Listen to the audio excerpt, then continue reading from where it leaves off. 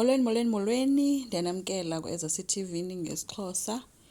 USne uyavuma ke uba umithi and umithiswe ngomnye umntu. Umacele okhuza leyo uba utata lo kaSamkelo wayenze izithembiso kumseleko, semkile futhi naye. Hayi ke uSne uthe into xa ibheda kufuneka uyishiye. Ngeke yena ahlale apho kubheda khona, impilo yakhe ime, impilo mayiqhubeke. Uthe uSiya ebembhulisha, emhlupha, engafuna abe nefemeli yakhe, ehleli efuna ajongane naye. So uthi wabona uba lo umxabanisa nje nefemeli yakhe. Uthe akasamthandi ke uSiya, uthi kuphele lona uthando. Umacele ke uthe ubone umseleki kwezinye zezindlu zakhe, uzayombiza. Hayi ke uSne uthe ke ngoku sowufuna ukuyomxelela. Umacele uthe yebo kufanele azi. Uthe uSne uyamazi nje utata and uthe uzomngxolisa. So uthi ke ngoku xa imbuza ufuna kube njani, ufuna andigxothe ngoba kaloku uzondigxosha nondigxothe. Umacele uthe akayazi egxothwa, kanti yena becingani ngoku ebemitha. uSne besengcangcazelwa nalilizwi ke ethi kulungile mamxelele. Umbuzo kaMacele wona umile ukuba ngoku ubumitha ubungayicingi naloo nto. uSne ke uthe kaloku xa umithi awuveli uzicelele uthi ucela umitha. Uthi uSne ukumitha guys awuzicileli noba ke kuyazenzekela.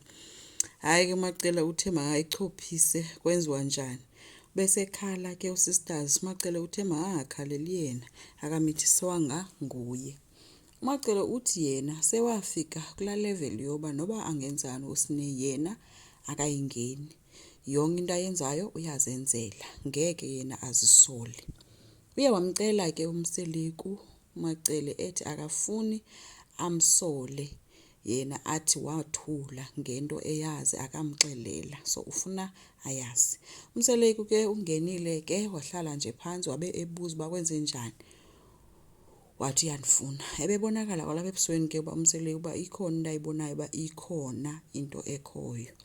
Wamxelela ke uMacele uba uSne uneendaba ezintsha apha, ethi makazomkroba. Bezomkroba nje yena uba usahleli kakuhle naphaya, kodwa wabe sele embuza ke nangolwimi olu alivileyo ukuba umithi uba lingaba luyinyani na.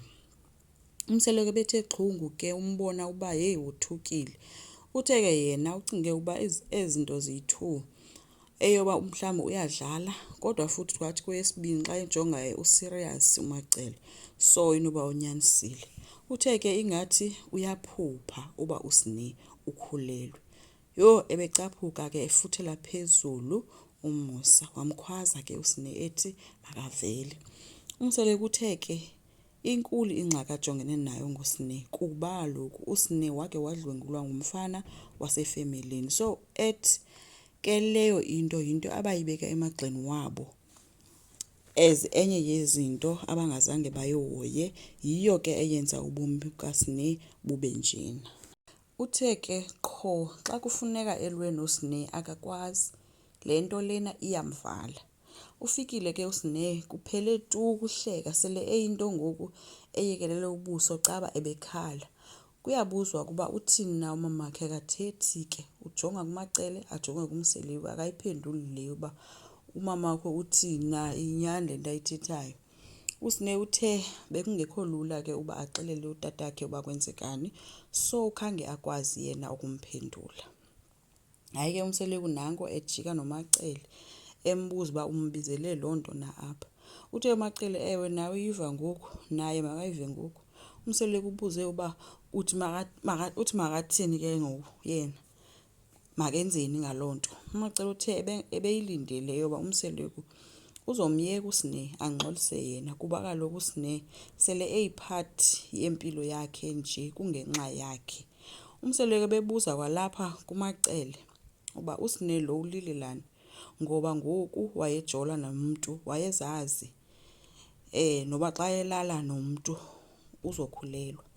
Ezibuza noba oyena mntu osembi ngoku kuyo yonke le nto nguye, ngoba kaloku uSne uyalila ngoku, kuyacaca nguye i-victim apha. Ubuze uMacele ke uba uSne lo uzohlala phi. Bethule ke shame Macele engazi uba makathini, ezithulele mamele nje. uSne uthe uyoyika ngoba utatakhe angamgxotha nokumgxotha. Uthe futhi unayo ifeeling ethi uzomgxotha.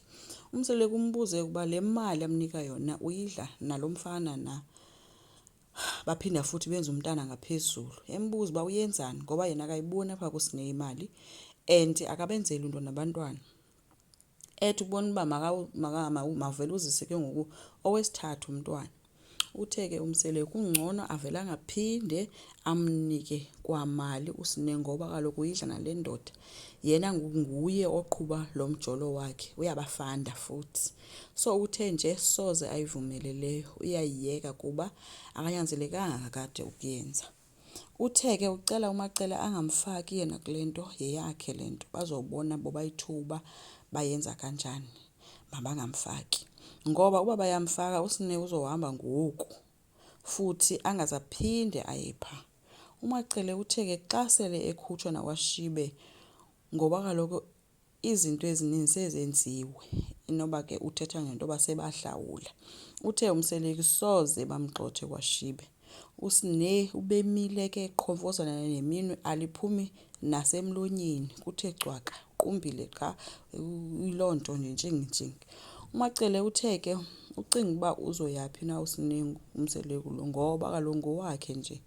Uye waphakama ke umseleki esithi angake aphinde umacele amfake kule nto futhi angamxeleli kwanto ngayo. So umacele uthe xa bemgxotha kofuneka kube nguye na omthathayo. Umseleki ubuzile ke uba bazomgxotha bemsaphi. Umacele uthe kaloku bazamsa kowabo uSne unekhaya mos. Uthe ke umseleki uthe makaqhubeke yena naloo nto angakalinge nje amfake yena. Umacele uthe ke yena ke wonele nguSne. Sele engumntana kanina noyise wakhe. Yena ngoku sedicide into yoba makakade ubuya umva kuSne. Usengxakini ke umacele, sezofuneka aphinde athathe umntu onabantwana abathathu. Hayi kunzima. Enkosi, ngicela siqhubeke, subscribe, silike futhi. Bye.